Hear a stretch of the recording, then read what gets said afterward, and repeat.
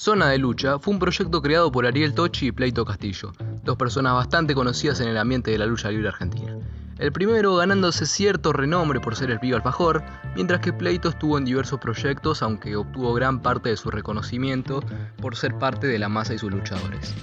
El proyecto tuvo sus primeros trailers y avances en 2019, creando un gran hype y esperanza en los fanáticos. Los trailers mostraban que Zona de Lucha sería más que nada una serie, enfocándose mucho en las escenas y en el contenido audiovisual, además de que por el estilo se veía una serie con cierta temática tumbera, similar al Marginal y a muchas otras series de este estilo que están bastante de moda hoy en día, aunque también apuntando hacia, claro, su lado luchístico. Entre tantas cosas que se prometían y se especulaban, los fans tenían una gran fe en Zona de Lucha e incluso algunos creían que en base a esto de la lucha libre argentina volvería a renacer para siempre. Ahora pasaremos a analizar si las grandes expectativas que se tenían fueron cumplidas, y la principal duda que tienen muchos la vamos a responder. ¿El evento fue bueno? El filme arranca con un señor desconocido para nosotros, contándonos un poco de su negocio de lucha y de que el luchador estrella que tiene es el ya mencionado Pleito Castillo, quien es un luchador con mucho talento y competitividad, pero que la gente lo menosprecia, diciendo que lo que se habla de él es exagerado y que jamás se ha enfrentado a grandes luchadores. El señor posteriormente pasa a hablarnos de Vilón y La Masa sin mencionarlos directamente, alegando que hay dos luchadores que dejaron una huella imborrable en el público y que sería una gran idea traerlos para pelear con Pleito, independientemente de que estos aceptaran o no. Claro que esto significa algo muy esperado para todo el público, el ansiado reencuentro entre Vicente, Vilón y La Masa, la rivalidad que no hace falta explicar lo importante e icónica que es para el wrestling argentino, porque eso ya todos lo sabemos. Desde el tráiler que salió, donde por primera vez se nos confirmaba que La Masa y Vilón se volverían a ver las caras, la expectativa ya estaba creada y no se iba a bajar por nada. Independientemente de cómo termine siendo la calidad del film, ver a los dos luchadores que su enemistad marcó nuestra infancia interactuando entre sí es algo que siempre va a ser positivo y emocionante. También vale la pena mencionar que el señor, que por cierto su nombre es Búfalo, tiene alguna que otra similitud con Koye, el antagonista de la primera película de 100% Lucha. No sé ustedes, pero en mi caso personal se me hizo inevitable no pensar en Koye cuando se nos presentó este personaje. Las similitudes son claras, ambos quieren hacer mucha plata con la lucha, sin ponerse ningún límite moral en medio de la voluntad propia de los luchadores. De cualquier forma, no digo que los personajes sean idénticos, ni que Búfalo esté basado en Koye. Nada más que es algo que quería comentar y que me llamó la atención, porque de hecho también hay diferencias entre sus personalidades. Como que Koye es más carismático y un personaje que si bien es villano, maligno y solo le importa su beneficio personal, en su mayoría comete actos cómicos como la manera de hablar, mientras que en Búfalo no vemos nada de eso. Yéndonos a la escena del reencuentro entre Vilón y La Masa, créanme que tengo mucho que comentar. Creería no equivocarme si dijera que no hubo ninguno de nosotros que no se emocionara ni un poco por esta escena. El ver cómo La Masa le saca la bolsa de la cabeza a Vilón, ocasionando que los dos se miren directamente y muy de cerca a los ojos, genera un gran impacto dramático muy bien manejado y una tensión que absolutamente todos sentimos. Ver interactuar a estos personajes siempre es algo positivo y que sea bueno o malo nos va a dar de qué hablar. No obstante, si esto se considera un largometraje, considero que hubiese sido más necesario y muchísimo más apropiado si nos mostraban al público las escenas donde los secuestraban. Y no hablo de una simple escena donde los secuestran sin ningún tipo de dificultad para alargar el film. Hablo de distintas escenas donde se tenga que llegar a otro plan para poder secuestrarlos. Esto hubiese sido excelente por el simple motivo de mostrarnos que a pesar de los años que pasaron, Vilón y La Masa siguen igual de vigentes y fuertes que antes. Y esa escena ya hubiese generado aún más una anticipación previa de la lucha en nosotros, anticipación que ya teníamos, puesto que veríamos que los luchadores siguen teniendo una fuerza impresionante. Además, las escenas hubiesen sido muy necesarias por el realismo y la esencia del programa. Recordemos que en el universo del programa, La Masa era un tipo que medía 2,1 centímetros. Lo último que es secuestrar a una persona así es fácil, supongo, ¿no? La primera película de 100% Lucha hizo un gran trabajo en mostrarnos que no es fácil secuestrar a alguien como La Masa y que en el caso de que se haga, lo más realista sería hacerlo después de diversos intentos. De esta manera se genera que le tengamos aún más respeto al personaje, pero sin irnos a lo surrealista, como que es imposible secuestrarlo. En la película, por ejemplo, tuvieron que ponerle frutas tropicales de Stein porque no habían podido con él previamente. Otra cosa que me llama la atención es el diálogo de Vilón y ya pasamos por esta situación. Dando a entender que todo esto está pasando en el universo de la película. Pero acto seguido La Masa lo corrige diciendo, pero esto no es una película. Generando una gran confusión en nosotros y a mi opinión queda como algo totalmente innecesario y algo que carece de sentido. No es un detalle significativo, pero a mi gusto es innecesario. En la escena también vemos a Búfalo riéndose de la nada. cual en mi caso personal, más que generarme risa o temor, me generó un poco de incomodidad. Ya que anteriormente hablé de la similitud con Colle con Búfalo, hay otra similitud que quiero destacar. Y es que al igual que en la primera película, la premisa y el problema principal consiste en que los luchadores fueron secuestrados para luchar de manera clandestina contra su propia voluntad, a pesar de que estos no estaban interesados en hacerlo. La comparación es bastante evidente, solo que en la película, como mencioné con anterioridad, vimos escena de cómo los luchadores eran secuestrados para darle más vida y sentido a la situación en sí, mientras que en Zona de Lucha los luchadores ya están secuestrados, y nosotros no tenemos ni idea de cómo fue el proceso de secuestrarnos, ni si les fue fácil o difícil. Simplemente es algo que pasa fuera de cámara, y tenemos que usar nuestra imaginación para plantearnos la situación. Posteriormente veríamos entrar en escena a los dos comentaristas. Uno de ellos, cabe la pena destacar, es Frescolate. ¿Qué puedo decir sobre ellos? Sinceramente no me gustan ni me transmiten absolutamente nada. Se siente como si los relatos estuviesen ahí simplemente porque tuviesen que estar y no porque aportasen algo verdadero.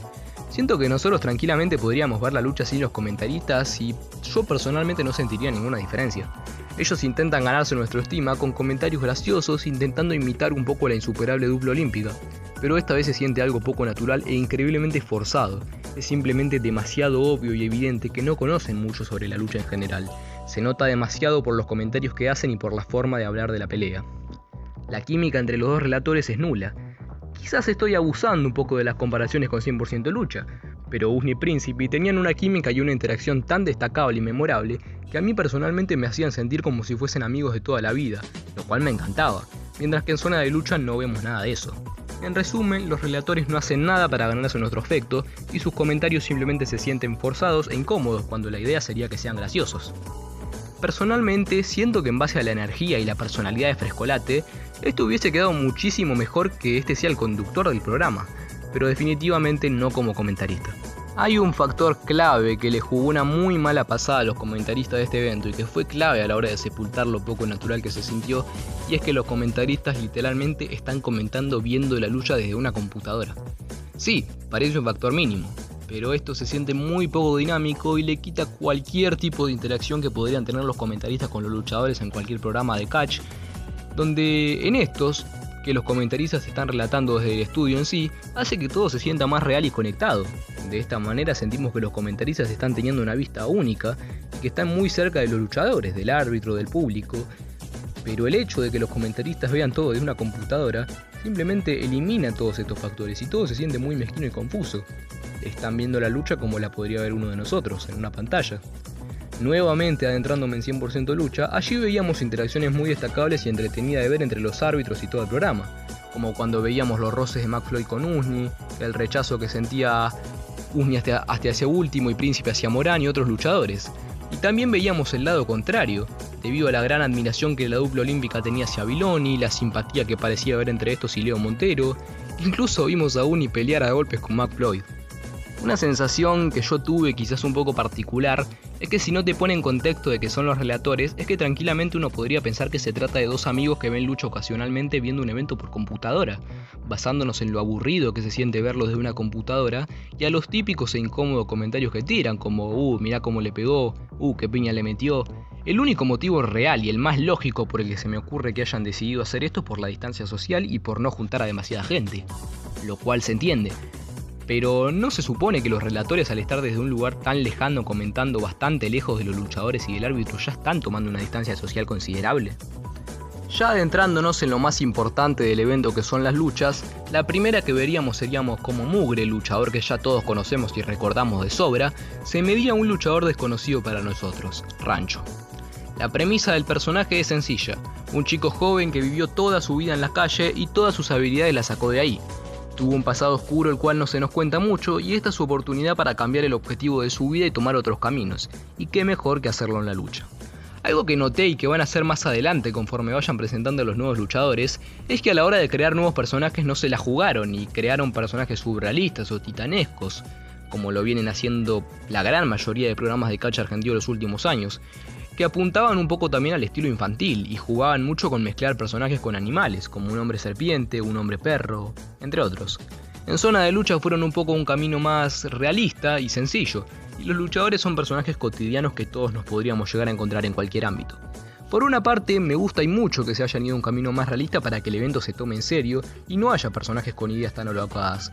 Aunque por otra, hay que recordar que si bien los personajes eran bizarros y colaboraban en gran parte a que la gente no se tome en serio la lucha, muchos de estos personajes creados de esta manera terminaron siendo los más icónicos y recordados, porque lo bizarro del personaje le aportaba carisma y un sentido único al personaje.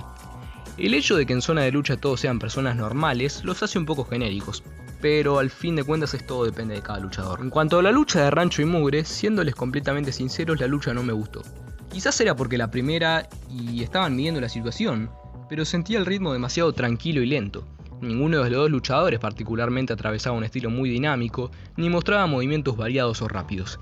Quizás la palabra que más define esta lucha es monótona. Finalmente Mugre fue quien se terminó quedando con la victoria. La próxima lucha la protagonizarían los luchadores James y Dragone.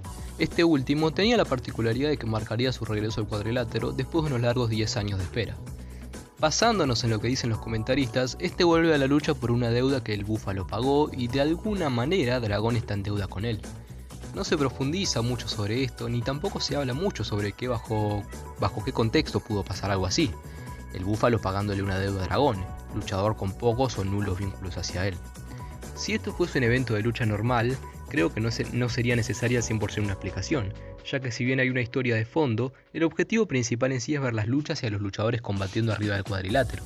Pero no hay que olvidarnos que esto se nos presenta como una serie y las explicaciones en este caso son necesarias. Incluso en mi caso personal, creí que íbamos a ver muchas más escenas fuera del ring con los personajes interactuando y demás, que la lucha en sí. No solo que esto no pasa, sino que todo zona de lucha es 90% lucha y 10% escenas, y esas escenas para colmo se sienten totalmente poco naturales y pareciese ser que las agregaron por el mero hecho de no nos olvidemos que esto es una serie, y se acordaron a último momento de que tenían que poner escenas, y por eso las escenas se sienten forzadas y fuera de sintonía, y la gran mayoría de cosas que cuentan en estas escenas no tienen justificación ni contexto, simplemente pasan. Pero bueno, ya retornando a donde estábamos, la lucha entre Dragone y Búfalo como tal fue regular. Vuelvo con lo mismo, se me hace imposible poder disfrutar la lucha con los comentaristas de fondo. Si se podría elegir entre no tener comentaristas y tener estos, es mucho más preferible no tener. Quien llamó más la atención en esta lucha fue Ricky, este dominó en mayor parte del combate. Algo que me llamó la atención es que lo vendieron como un luchador monstruo, con un estilo similar a la Masa del año 2006. Incluso al principio de la lucha se repite la típica secuencia que sucedía al principio de cada lucha que protagonizaba la Masa. Pero bueno, algo que tengo para destacar y admitir es que se sintió mucha más química que la anterior, pero esto no la salvó de pasar completamente sin pena ni gloria. Si tengo que describir con alguna palabra la lucha es aburrida, ya que entre los comentaristas, las tomas de los camarógrafos, los movimientos de Dragone y etc. fueron un sinfín de cosas que lograron que lo único que quería yo es que esta lucha termine. La lucha la ganó Dragone luego de pegarle con un movimiento ciertamente similar a la mandoble descendente, utilizada por el ya antes mencionado gigante costarricense. Tras el término de la lucha, veríamos una conversación entre Dragone sobre la deuda nombrada anteriormente, pero repito, no hacen mucho hincapié en la deuda y se sigue sin explicarnos bien por qué está ahí, lo cual nos confunde un poco y me deja la incertidumbre principal de para qué hablar y mencionar algo que el público desconoce completamente y jamás contar en detalle esto. A lo largo del filme vamos a ver muchas escenas de este estilo, escenas de relleno después de cada lucha para que esto sea considerado un cortometraje y no un simple show de lucha, es decir, por obligación. Posteriormente tendríamos un enfrentamiento que a mi gusto es el mejor del corto. La lucha la protagonizarían Frank Hunter y Alex the Kid. ¿Qué decir de este enfrentamiento? Ambos mostraron movimientos aéreos y el uno se supo adaptar con el otro, otorgándonos una lucha muy buena y dinámica bastante disfrutable de ver. El enfrentamiento se lo llevó el ninja, culminando así la lucha más entretenida, y que en mi caso personal me dejó con ganas de ver más seguido a los dos luchadores que se subieron al ring, y noto que hay cierto potencial en ellos dos. El próximo enfrentamiento sería Rottweiler contra Diego Cassini, donde este último sería el ganador. Y luego volveríamos a ver a Viloni y a la Masa juntos, aunque esta vez con Búfalo entrando a escena avisando que secuestraron a ambos, y que como ya están ahí sin ningún tipo de manera de escapar o quejarse, tienen que luchar obligatoriamente. Es muy importante aclarar que el ganador se enfrentaría al luchador Pleito Castillo por la suma de $1.000.000. La Masa, por un lado, trataba de convencer a Viloni de luchar, ya que se está hablando de una gran cantidad de dinero muy importante. Vicente, por su parte, se negaba rotundamente, alegando que es la mala lucha libre y no quiere formar parte de esto sea la plata que sea. En base a esto, Vicente y la Masa tienen una discusión para posteriormente una pelea, En mi opinión, esto último es de lo mejor que nos otorgó este corto sin ningún tipo de dudas. Vale la pena mencionar que en medio de este suceso hubo un enfrentamiento muy inesperado y fuera de contexto entre Dodgson y Joel Hassaf. Fue una gran sorpresa ver a Dodgson nuevamente en la pantalla, ya que él no venía haciendo luchas y ni siquiera se lo veía en un evento, ni redes, ni nada. Este se enfrentaría a un terrorista con el nombre de Hassaf. Si hay algo que no tengo dudas es que esta lucha en cuanto a tomas fue la peor. Fue muy evidente que hicieron la lucha 2 veces con distintas cámaras, cuando creo que todos estamos de acuerdo en que lo más sencillo, práctico y tradicional hubiese sido hacerla una vez y con las 2 cámaras encendidas con distintos ángulos, no hacerla 2 veces. Y bueno, creo que no hace falta decir más nada de los efectos. La lucha finalizaría con Dodgson como ganador. Al finalizar las escenas de Vilón y la masa, comenzaría una lucha bastante extrema. Se trata de una triple amenaza entre Maniac, Van der Heusen y Black Angel. El ganador de esta lucha terminó siendo Maniac. Tras finalizar este combate, veríamos cómo el Búfalo junto a sus secuaces se llevan a Vilón y a la masa a luchar. Estos dos últimos logran zafarse del Búfalo para terminar enfrentándose a él. En resumidas cuentas, Vilón y la masa ganan y el corto termina con ellos dando pie a una segunda parte.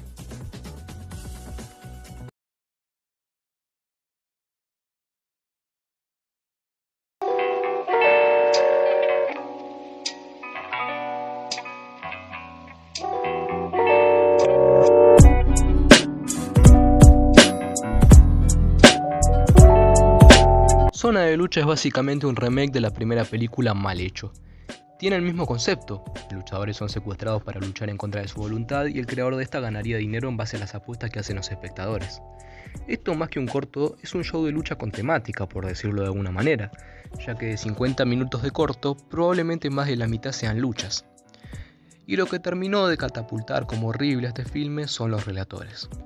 Poner a un rapero de la vieja escuela, que hubiese quedado mucho mejor como conductor, y a un tipo random que entre los dos no saben absolutamente nada de lucha ni de comentar, fue un punto muy bajo que terminó de matar a este corto.